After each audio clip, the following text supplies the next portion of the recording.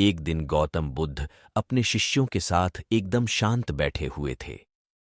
उन्हें इस प्रकार बैठे हुए देख शिष्य चिंतित हुए कि कहीं वह अस्वस्थ तो नहीं है।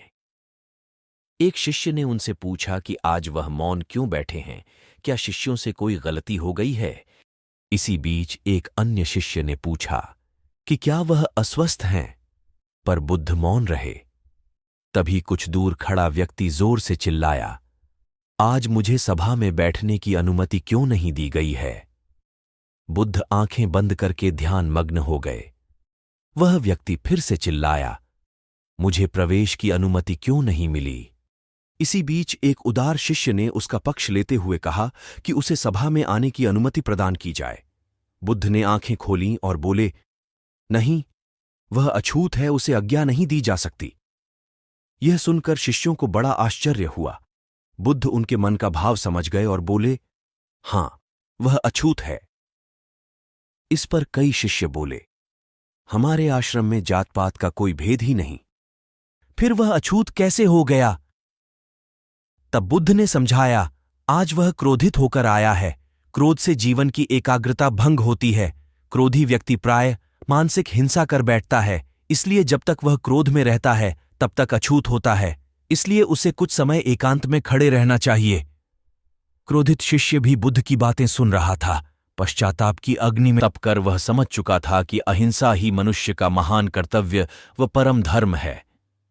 वह बुद्ध के चरणों में गिर पड़ा और कभी क्रोध न करने का प्रण लिया। आशय यह है कि क्रोध के कारण व्यक्ति अनर्थ कर बैठता है और पश्चाताप उसे बाद में होता है, जिसका कोई लाभ नहीं मिलता। इसलिए हमें क्रोध नहीं करना चाहिए। असल मायने में क्रोधित व्यक्ति अछूत जाता है और उसे अकेला छोड़ देना चाहिए। क्रोध करने से तन, मन और धन तीनों की हानि होती है। क्रोध से ज्यादा हानिकारक कोई और वस्तु नहीं है। इसलिए अपने क्रोध पर नियंत्रण रखें। बुद्ध अपने शिष्यों को दे रहे थे उपदेश। तभी एक व्यक्ति को बुद्ध की बातें अच्छी नहीं लगी। वह उठा और बुद्ध का अपमान कर दिया। बुरी बातों को बार बार याद करने से हमारी परेशानियां बढ़ती हैं, मन अशांत होता है। इसीलिए दुख देने वाली बातों को भूलकर आगे बढ़ना चाहिए। वह अचानक उठा और बोलने लगा कि बुद्ध, तुम पाखंडी हो। बड़ी बड़ी बातें करना ही तुम्हारा काम है। तुम लोगों को भ्रमित कर रहे हो। तुम्हारी ये बातें आज कोई मायने नहीं रखती हैं। व्यक्ति लगातार बुद्ध को अपमानजनक बातें सुना रहा था।